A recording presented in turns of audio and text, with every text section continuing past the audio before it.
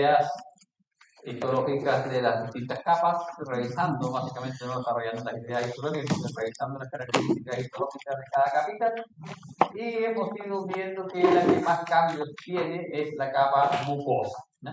Esta capa que tiene un epitelio y un tejido conectivo subyacente, esa es una mucosa. Vimos que esta mucosa presentaba epitelios distintos, presentaba glándulas con diferencias histológicas importantes, y esas diferencias histológicas importantes están relacionadas con la funcionalidad. Una de las cosas que se me olvidó mencionar, pero se observa en las diapositivas, por lo tanto no es tan grave, es el hecho de que en el estómago les mencioné que la mucosa del estómago tenía una especie de rugras. En el cartoon estaba el estómago, estaba así, y aquí en la mucosa había una especie de repliegues o rugras. Esos repliegues del estómago son longitudinales.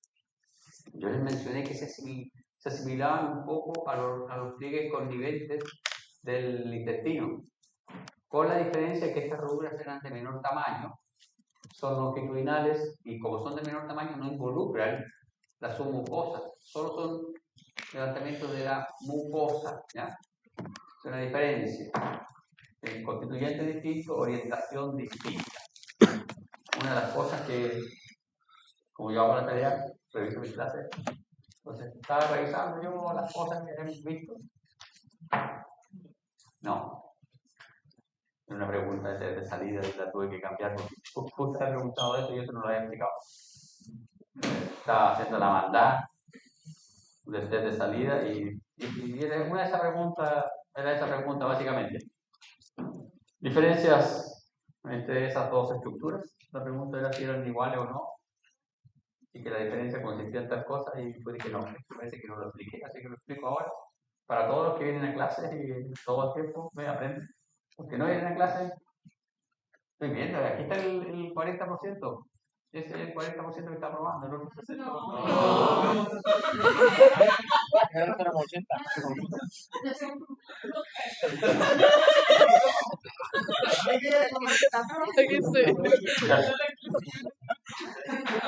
Ya, entonces, retiro lo dicho.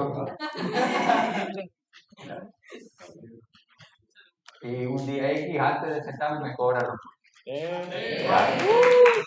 Bien, vamos a seguir con el aparato digestivo.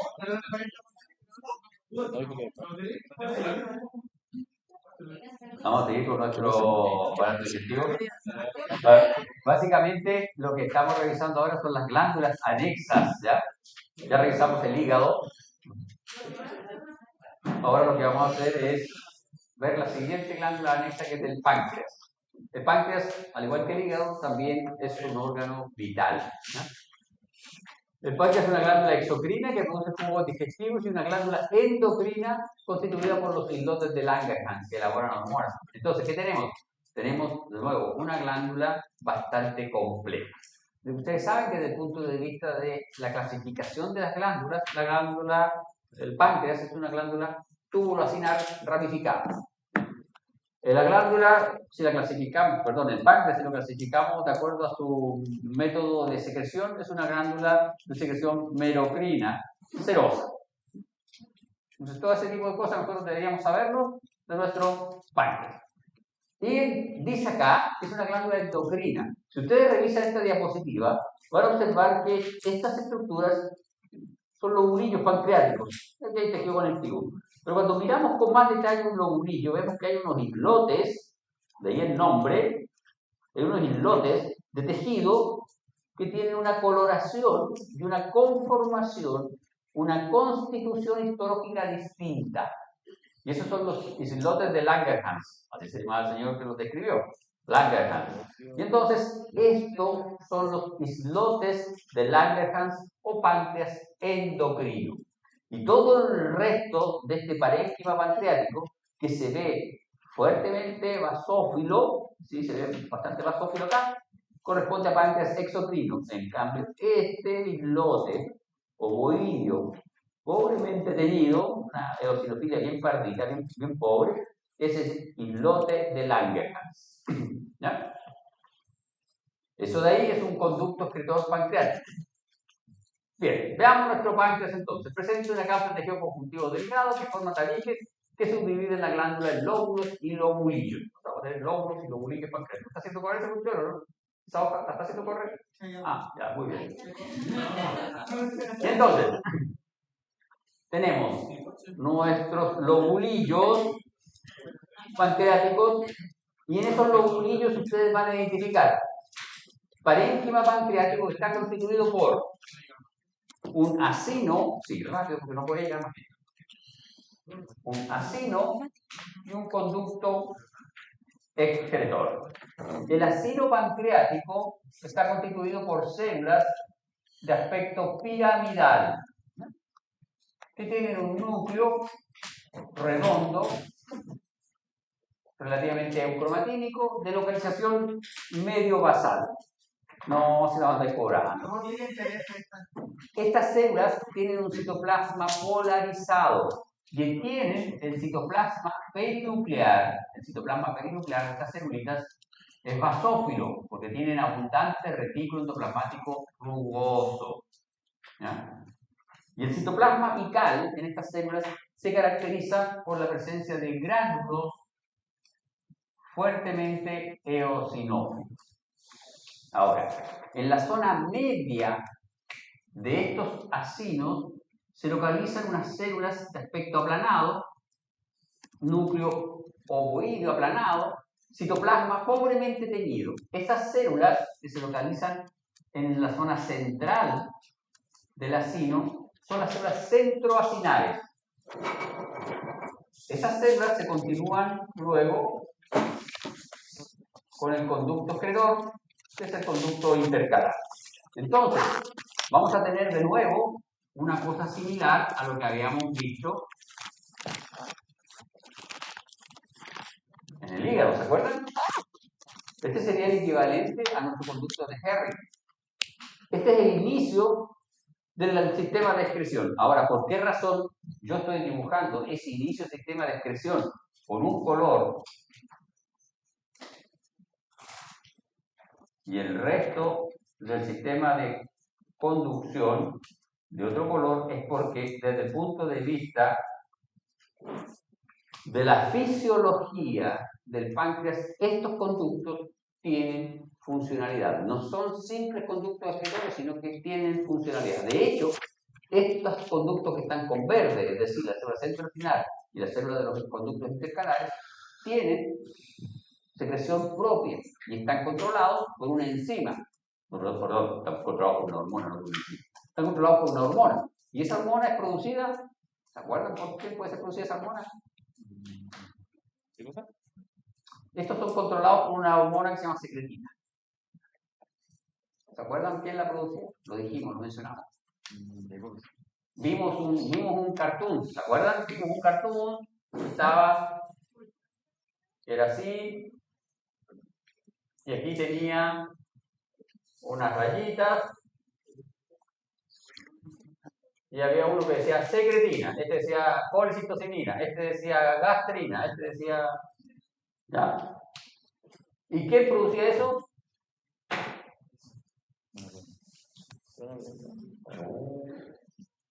Oye, ahora es la pine de MEA. Por No, eso, para aceptarlo. por eso necesitamos locos puntos.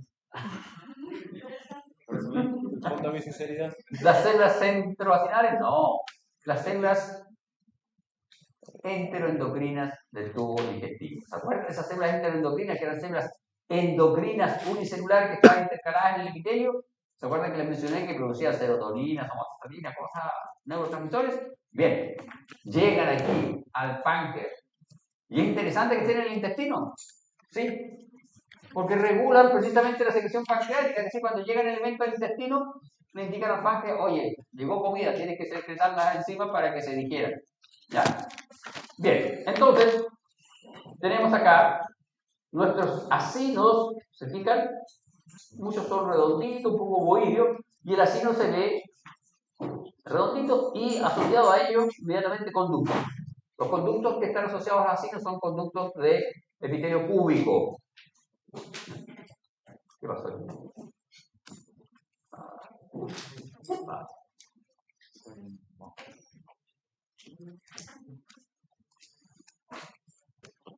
Bien, entonces, hay que dibujar alguna así. Bien, y acá está nuestro acino. ¿Se fijan? Este es el esquema del acino. Ahí está nuestro acino. Estas son las células acinares. Se fijan que tienen su citoplasma polarizado absolutamente. Todas las organelas productoras de las enzimas digestivas están localizadas en la zona medio basal de la célula, el núcleo también, y todo el citoplasma apical está lleno de estos gránulos secretorios. En el lumen del acino están las células centroacinares y estas se comunican o se continúan con el conducto intercalar, que tiene epitelio cúbico bajo. Estas son cúbicas bajas a plano, esto es cúbico bajo. Y de ahí luego nos conectamos con el conducto excretor propiamente. Acá está nuestro acino. ¿Se fijan? Este es nuestro acino. Ahí están los núcleos, son redondos, relativamente eucromatínicos. Todo este citoplasma, el citoplasma medio basal, aquí por la tinción no se ve muy bien, pero tiene una tinción relativamente basófila. Y aquí en el centro, ahí, del acino, están estas células que tienen un citoplasma pobremente teñido, que tienen un núcleo aplanado. Aquí con plano de corte se ve más redondito, aquí se ve un poquito menos aplanado, pero tiene un núcleo bastante aplanado. Y estas son las células centroacinares. Entonces, los gránulos secretorios salen hacia este conducto chiquitito. Y desde este conducto chiquitito se continúan hacia afuera, hacia el intercalar. Entonces, esa célula que está ahí es esta célula que yo dibujé aquí. ¿Ya? Entonces, es interesante, el conducto excretor no inicia aquí, inicia en el interior del acino. Células centroacinales, esas son nuestras células centroacinales, que es eso de ahí, está dibujado ahí. Y aquí está con mayor resolución. Vean, este es nuestro acino, ¿se fijan? Ese es el acino. Esas son las células centroacinales y este es nuestro conducto intercalar. ¿Se fijan? Este es el conducto. Ahí está, todo ese citoplasma apical muy granular y este es el citoplasma basal con el núcleo de localización medio basal. Núcleo con las organelas, con el red, Golgi, etc. Todo el citoplasma apical con gránulos secretorios. Este es un vaso sanguíneo. Aquí está el esquema de esta imagen, donde podemos ver nuestras células. Entonces, el páncreas exocrino está constituido por acinos y por conductos. Y vamos a tener que los acinos producen enzimas pancreáticas por estímulo de la colecitocinina, que es secretada por las células extraendocrinas de tipo I, que son del intestino delgado. Las células centroacinales y las intercalares secretan el jugo pancreático alcalino estimulado por la secretina, que es producida por las células enteroendocrinas de tipo S. Entonces, estas dos, esto está súper bien pensado. Esta célula de aquí, colecitocinina, secretan enzimas digestivas. Llega, y esto es súper fácil, llega algo al intestino delgado, y el intestino delgado, como llega alimento, se distiende un poco.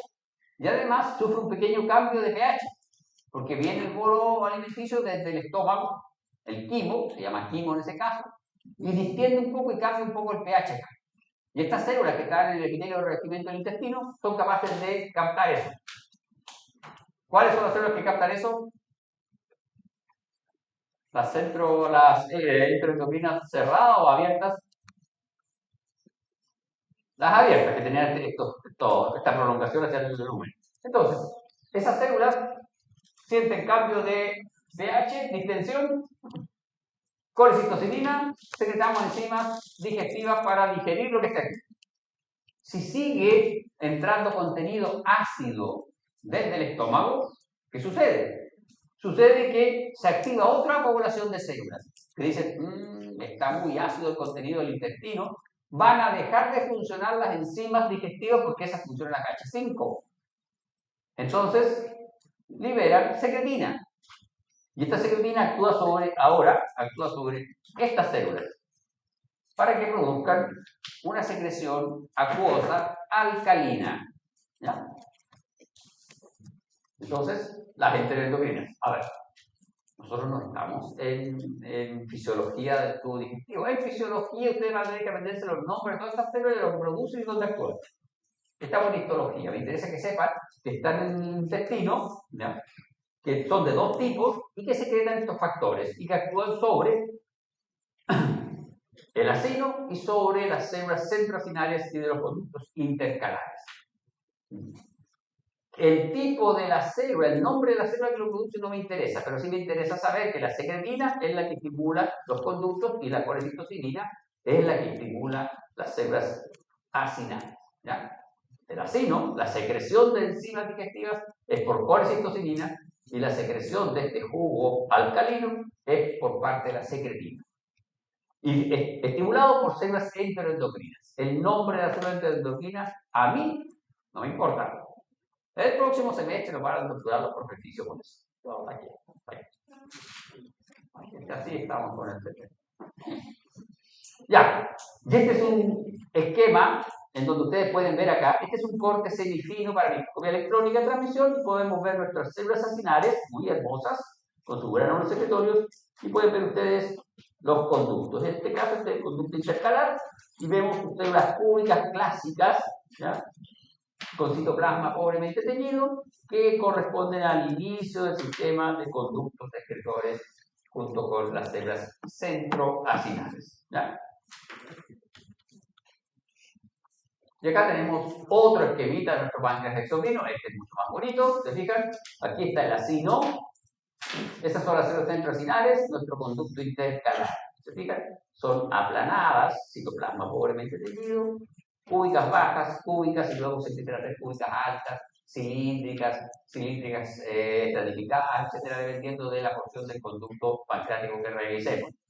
Núcleo de localización medio basal, citoplasma perinuclear basófilo, núcleo se fijan, redondito, relativamente eucromatínico, y el citoplasma apical es eosinófilo con gránulos secretorios. Obviamente por debajo de estos acinos hay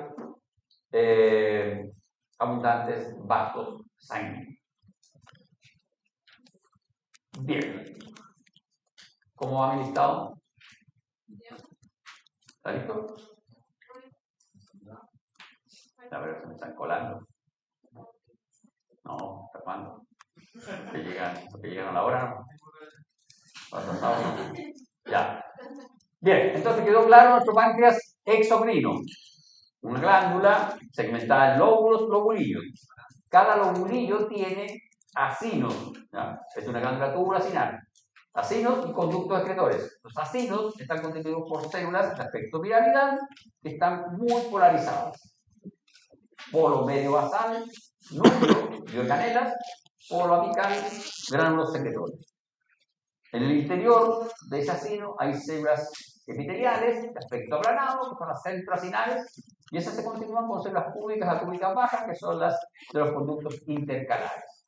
Y luego empiezan conductos cúbicos altos, etcétera, que no tienen mucha relevancia. ¿Por qué razón? Porque son las intercalares las que tienen función, junto con las centroacinales, tiene una funcionalidad en la fisiología del aparato digestivo. ¿No? Bien, y obviamente son controladas por células enteroendocrinas que están en el intestino grueso, intestino delgado. No me quedó clara la diapositiva. ¿Ah? Delgado, claro. El intestino grueso no tendría mucha razón de ser. No son, están presentes también, ojo, pero no son tan abundantes. Ustedes tienen que ver ese grafiquito que había, los grafiquitos que tenían diferencias. No sé si se los dije, pero cuando no habían libros y este país era menos democrático, bueno, no sé si ahora es democrático, pero bueno, no vamos a entrar en honduras políticas, pero este país era distinto, digamos así. Nosotros teníamos que estudiar histología y no había internet, no había nada de estas cosas, ni hashtag, ni una cuestión, ni WhatsApp, ni nada. Entonces lo que uno hacía era esófago. Entonces el esófago tiene una mucosa, uno ponía mucosa, y ponía aquí un bonito, así, con el epitelio. Y luego ponía lámina propia. Y en la lámina propia ponía aquí una glandulita y otras glandulitas. Y le ponía un asterisco a la glandulita y aquí ponía glandulita serosa, glandulita mucosa, secreción alcalina. Luego hacía aquí un cuento con la túnica muscular.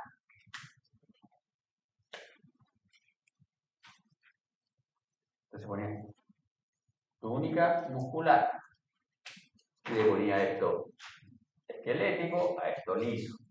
Y aquí lo subdividía 1/3, 2/3, 3/3.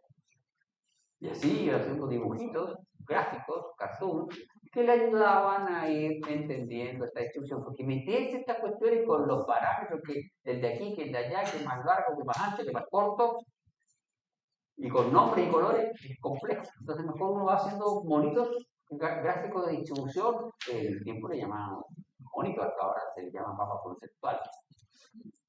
Un resumen gráfico. La histología es gráfica, es de mucho mono, por lo tanto, para memorizar la histología, para aprender la histología, para encontrarle cuento a la histología, de repente es mejor ayudas gráficas como esta. ¿Ya? Entonces nosotros en nuestro intestino, íbamos en nuestro intestino, poníamos mucosa, y en la mucosa poníamos unos repliegues, con más replieguecitos, y de la submucosa le poníamos otra proyección, y íbamos anotando todas las cosas, y los músculos, las túnicas musculares, cuando aparecía una oblicua interna, una oblicua externa, la muscular de la mucosa aquí, la distribución que tiene el músculo, tipo de músculo. Y luego uno puede poner asteriscos y por qué tiene ese tipo de músculos, que no es mucho lo que se pregunta la funcionalidad, yo no lo hago en histología, pero uno entiende que en el esófago el músculo tiene que ser esquelético para poder iniciar el proceso de digestión. O sea, nosotros no podemos tragar, no podemos deglutir nada si no tuviésemos músculo esquelético. Tendríamos una varillita, así como los gansos, cuando lo están engordando para producir paté de ganso. Entonces no seríamos productivos. Bien. Tenemos que revisar ahora el páncreas endocrino, y este es un poquito más complejo, porque el otro, la verdad, que era una glándula, tuvo la sinal y listo. Esta es más complejo porque es una glándula endocrina, y esta glándula endocrina no es una glándula endocrina epitelial común y corriente, es media rara, y le llaman glándula epiteloide. A estas glándulas que son epitelios, pero que se han modificado tanto y que tienen ciertas particularidades, se les llama glándulas epiteloides, ¿ya? Y está constituido, como se fijan ustedes, por un conglomerado, por un macizo de células, un islote de células, que están inmersas entre el páncreas exocrino, así al azar, absolutamente al azar, y dispersas, ¿no? Desde el punto de vista de la anatomía y la fisiología hay diferencias. Son más abundantes en la cabecita, menos abundantes en la cola, y si uno tiene inflamación y daño en la de la cabeza o de la cola, el páncreas, es peor el diagnóstico del cáncer, ¿ya? Pero eso tiene que ver con la fisiología y la histopatología, y nosotros no nos vamos allá, ¿ya? Cuando uno revisa esta cosa, lo primero que ve es que hay núcleos, se fijan, un núcleo grande, un núcleo un poco más pequeño, uno aparentemente más heterocromatínico, etc. Entonces, lo primero que tenemos que ver es, estos acúmulos de células están separados del resto de las células, están conectados, presentan conductos acreedores, tienen vasos sanguíneos, aparentemente aquí es un macizo de células sin vasos sanguíneos. Y lo otro, ¿están constituidos por una única población celular o son varias poblaciones celulares?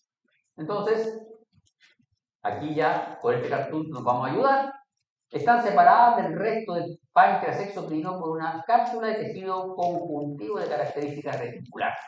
Es decir, son unidades independientes. Por eso reciben el nombre de páncreas endocrino. Son unidades independientes, están separadas del páncreas exocrino. Y la verdad es que corresponden a cordones celulares anastomosados, entre los cuales hay muchos vasos sanguíneos. Y esos vasos sanguíneos son capilares fenestrados. Las células presentan entre ellas uniones comunicantes y desmosomas. Y cuando revisamos con más detalle nuestras células, nos damos cuenta que la mayoría de ellas son de aspecto cúbico y forman estos cordones irregulares, y entre los cordones hay vasos sanguíneos capilares, ¿ya? Capilares de trayectoria sinusoidal. No se les denomina sinusoides, pero son de trayectoria sinusoidal, son capilares fenestrados, ¿ya? Y cuando revisamos por microscopía electrónica nos damos cuenta que las células tienen Dermosomas si tienen uniones comunicantes entre ellas y están unidas hacia los capilares. Y se fijan, están con sus caritas hacia los capilares. Cuando uno revisa la microscopía electrónica, se da cuenta que los gránulos secretorios que tienen estas células tienen distinta electrondensidad y distinto tamaño. Si un gránulo tiene distinta electrondensidad, quiere decir que la proteína que está secretando es distinta de la proteína que tiene el otro gránulo. Y si el gránulo tiene distinto tamaño, estamos reafirmando que la proteína es distinta. Yo puedo tener dos gránulos del mismo diámetro, pero si este tiene mayor electrondensidad que este, quiere decir que este gránulo tiene una proteína distinta. ¿Por qué es eso? Porque si tiene mayor electrondensidad quiere decir que las características bioquímicas de esa proteína permiten mayor compactación. Se compacta más, se hace más electrondenso. En cambio, las características bioquímicas de esta otra no permiten tanta compactación. Cuando los gránulos son de distinto tamaño, es claro que se trata de productos distintos. Entonces, si yo veo aquí gránulos de distinto tamaño, puedo presumir que las células secretan distintos factores. Ahora bien, cuando yo las reviso con hematoxilina eosina, no veo mucha diferencia. Como mucho, veo algunos citoplasmas levemente más teñidos, algunas pequeñas diferencias de tamaño, sobre todo en el borde. ¿Se fijan? Las celulitas del borde, como que son más pequeñitas, pero las del centro son casi todas del mismo tamaño. Entonces, joven, usted es el último en firmar. Después me trae esa hoja, por favor. Entonces, aparentemente, hay más de una población de células. ¿Qué nos indica eso? Los análisis de microscopía electrónica de transmisión, en donde vemos gránulos secretorios de distinto tamaño. La eosinofilia, el tamaño que aparecen en estas células cuando uno las revisa con hematoxilina eosina, también sugieren que podría haber más de una población celular. Acá tenemos nuestro islote teñido con hematoxilina eosina y lo único que uno ve es que las celulitas de los bordes tienen aparentemente núcleos más heterocromatínicos y algunas tienen citoplasma un poquito más teñida y son un poco más pequeñas. En cambio, las del centro son relativamente homogéneas en su tinción. ¿Ya? Entonces, uno podría decir, aparentemente, en el centro del islote, muchas gracias, joven, en el centro del islote hay una población celular y en la periferia podrían haber 2, quizás 3 poblaciones celulares. ¿No? Ahora, siempre en histología uno no puede sugerir, tiene que tratar de comprobar esto. Y los histólogos pasaron largos años esforzándose en determinar si existía más de una población celular. ¿No? Y efectivamente, si uno hace una tinción de plata, puede ver que las células de la periferia se tiñen con la tinción de plata, lo cual nos sugiere, ¿ya?, que estaríamos frente a una secreción glicosilada. Posteriormente, años después, se determinó que estas células que son plata positiva corresponden a células que presentan glucagón, que secretan glucagón y que se conocen como células de tipo alfa. ¿Ya? Entonces ya tenemos identificada una población celular. Células alfa secretan glucagón y se localizan en la periferia. Luego, una tinción que es una mezcla colorante en la Mallory-Hassan permite ver 3 poblaciones celulares. Unas rojas, unas pardo anaranjado y unas azules. Ahí hay unas poblaciones azules, unas pardo anaranjado y unas azul, pardo anaranjado y rojo. Tenemos 3 poblaciones celulares. Ya, inicialmente teníamos una identificada con tinciones de plata. Luego ahora con la Mallory-Hassan podemos identificar 3. Y vamos a tener las de tipo A, que representan entre un 15 o un 20% y son las rojas y secretan glucagón. Más o menos en microscopía electrónica de transmisión son de 250 nanómetros. ¿Ya? Son gránulos secretorios. Esos son los gránulos secretorios. Las de tipo B, que representan la mayor población, son del 60-70%. Y que son de pardo anaranjado. ¿Se fijan? Estas pardo anaranjado de aquí. Estas son como las centrales, son como las que eran medianamente osinófilas, como las grandotas que veíamos aquí, como estas grandotas de aquí, las más abundantes que se veían más o menos homogéneas, como esta población que se veía más o menos homogénea. Esas son las B, y secretan insulina, ¿no? Son las células beta, secretan insulina, y esas son las características de sus gránulos secretorios. Y luego aparece un tercer grupo que son las células D, que son de coloración azul, que secretan somatostatina. Y estas son entre un 5 y un 10%. Y las D, que son azulitas, una se aparece por ahí y otras por aquí. La verdad que las D, se fijan, son bastante escasas. Las D también tienen una localización periférica, ¿no? Bien. No. Ahí se describen, pero, a ver, veamos. Yo voy a tener lo voy a dibujar así, ¿vale? Tengo mi islote, tengo mis células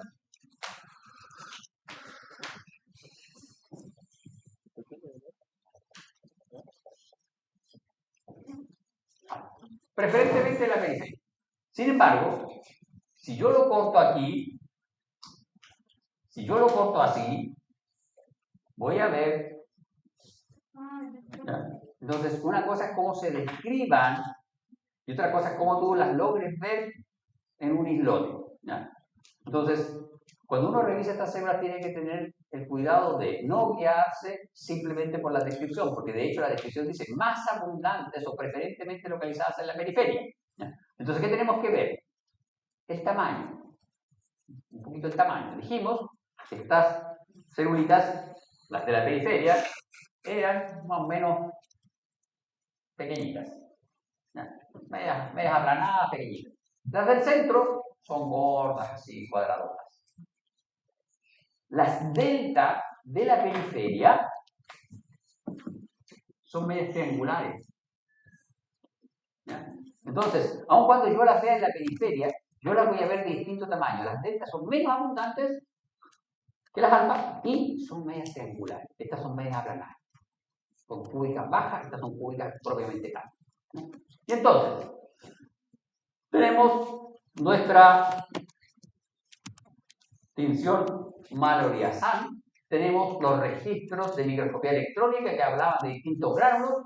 Lo siguiente fue precisamente de realizar ensayos bioquímicos, disecar el páncreas endocrino, utilizar técnicas bioquímicas, llámese, no sé, cromatografía de afinidad, HPLC, etc.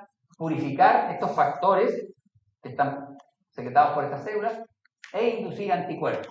Una vez que uno purifica el factor, lo secuencia, es bien fácil eso. Uno lo purifica, lo secuencia y busca la secuencia que sea específica para ese factor, manda a sintetizar ese péptido y lo inyecta en un conejo, el péptido sintético. El conejo va a producir anticuerpos. ¿Qué tipo de anticuerpos produce el conejo? De tipo IgG. Porque si produce IgE, es una arquea, el conejo se nos muere. Generalmente produce IgG. Ese anticuerpo IgG nosotros lo purificamos y lo utilizamos para inmunoteñir. Y cuando nos inmunoteñimos, ¿se fijan lo bonito que queda nuestro islote pancreático? Ahí está inmunoteñido, ¿ya? Entonces, cuando se purificó por bioquímica, todos los factores que tenían estas celulitas, se sumaron todos estos factores: polipéptido pancreático, péptido vasoactivo intestinal, secretina y grelina. Entonces, no solo son 3 poblaciones celulares, no son las alfa, la beta y las delta, sino que tenemos la F, D1, EC y las epsilon. Pero estas poblaciones son mucho más reducidas, ¿ya? Mucho más reducidas. Nosotros, como alumnos, no, ustedes como alumnos, yo no, soy alumno, hace rato que ser alumno, ustedes van a tener que saber de la alfa, la beta y la delta, localización y todo. De estas no tiene mucho sentido que ustedes se lo aprendan para este curso, pero sí tienen que saber que existen porque cuando vean fisiología del tubo digestivo, les van a mencionar estos factores, ¿ya? Bien, y acá tenemos célula beta, secreta insulina, representa el 60-70%, disminuye la glicemia, están dispersas en todo el islote, pero concentradas en el centro. ¿Se fijan? Esta es la imagen por inmunohistoquímica con peroxidasa, y esta es la imagen por inmunohistoquímica con fluorescencia. Azul están teñidos los núcleos de las células. En azul están teñidos los núcleos de las células. Estos son los núcleos de las células acinales. Esto es páncreas exocrino y esto es páncreas endocrino. ¿Se dan cuenta lo específico del anticuerpo? Solo tiñe las células que están en el islote del lámina. Y si ustedes se fijan, aquí técnicamente se ven casi todas las células teñidas. Estas beta son las más abundantes. Lejos son las más abundantes. Se describen por todo el islote, pero preferentemente en el centro. Esta es una imagen con hematoxilina eosina, y si tú te fijas, ya que preguntabas por la distribución, te fijas en este caso, aquí hay otro islote vecino, en este caso se ve como menos abundante. Las células alfa, que secretan glucagón, representan un 20%, aumentan la glicemia, están en la periferia del islote. Periferia. De nuevo, este es un corte un tanto superficial del islote, entonces estoy tomando como periferia aquí también.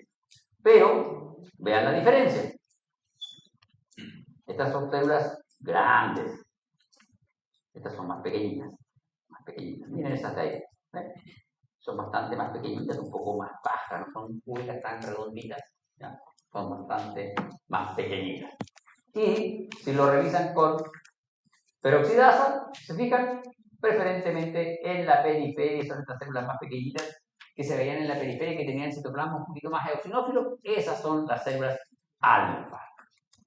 Y finalmente, para comprobar que no son las mismas células, sino que son células distintas, uno hace lo que se conoce como doble inmunohistoquímica. Pesca el páncreas, lo tiñe con un anticuerpo y luego tiñe con otro anticuerpo. Pero aquí tenemos que tener cuidado. Un anticuerpo contra insulina está inducido en conejo. El anticuerpo contra glucagón está inducido en chivo, o en burro, o en ratón, rata. Tiene que ser otra especie animal. ¿Ya? ¿Por qué? Porque luego estos anticuerpos primarios se visualizan como un segundo anticuerpo, que es especie específico. Por lo tanto, el segundo anticuerpo es especie específico, es anti-IgG de conejo. Se va a unir al IgG de conejo. En el otro caso voy a usar marcado un anti-IgG de burro o de chivo, de lo que haya usado para el primer anticuerpo del glucagón. Entonces los segundos anticuerpos yo los marco con elementos fluorescentes distintos. Y cuando estimulo la rodamina, que me da luz roja y que sirvió para teñir la insulina, veo todas mis células que producen insulina de color rojo. Si yo estimulo la fluoresceína, que es la que yo utilicé para ver nuestro glucagón, ahí veo mis celulitas dispersas preferentemente por el periferia. Y para poder delimitar bien mis células, yo utilicé una tinción nuclear, que en este caso se llama topro, el colorante nuclear. Es un elemento fluorescente también que se une al ADN. Yo trato un poco mi tejido y el topro se une al ADN. Y el topo es fluorescente, entonces yo puedo estimular el topro para que dé luz y puedo luego, por software, obviamente por software, pegar las tres imágenes. Usted puede pegar cuando están en Instagram o en WhatsApp su foto y hacer collage. Acá los científicos hacen lo mismo, pero generan una foto así con tres colores. ¿Ya? Y entonces aquí con esto, ¿qué hago? Compruebo que son células distintas. Son 2 poblaciones celulares distintas. No, son 7 poblaciones celulares distintas que están en el páncreas. Y acá tenemos células delta y células F, que secretan polipéptido pancreático. ¿Se fijan? Ese es el islote, son mucho más reducidas en número. En este caso solo tengo inmunoperoxidasa. ¿No? Pero es interesante acá hay una cosa súper interesante. ¿Se acuerdan de cuando revisamos las glándulas endocrinas? Dijimos que las glándulas endocrinas podían ser endocrinas propiamente tales, podían ser paracrinas o podían ser autocrinas. Acá tenemos secreción de tipo paracrino. La somatostatina, que es producida por las células delta, que es la tercera población más abundante. ¿No? La tercera población más abundante, estas delta, producían somatostatina. La somatostatina inhibe la liberación de insulina y glucagón.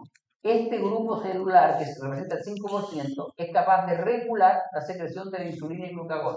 Es capaz de regular la secreción de las células alfa y de las células beta. Entonces, ellas liberan a estos vasos sanguíneos y la somatostatina que producen actúa sobre las células vecinas. Entonces, aquí hay un muy buen ejemplo de secreción y control paracrino. Y esto sí lo tienen que tener asumido, asimilado, lo tienen que aprender. Y esto sí lo van a revisar con mucho detalle, van a revisar probablemente los receptores que tienen estas células para somatostatina, el tipo de segundo mensajero que desencadena para poder controlar la secreción de insulina y glucagón. Pero como esto es histología, nosotros necesitamos saber la distribución de estas celulitas, necesitamos saber que es una población reducida y como anexo necesitamos saber que es la tercera población más abundante y que regula a las otras dos que son más abundantes. Eso es una verdadera democracia, cuando una minoría puede influir sobre una mayoría. Bien, señores, esa era la última que me quedaba de pan.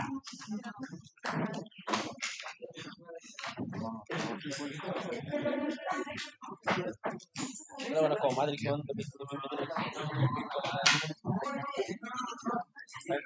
¿Qué hora tenemos? Muy bien,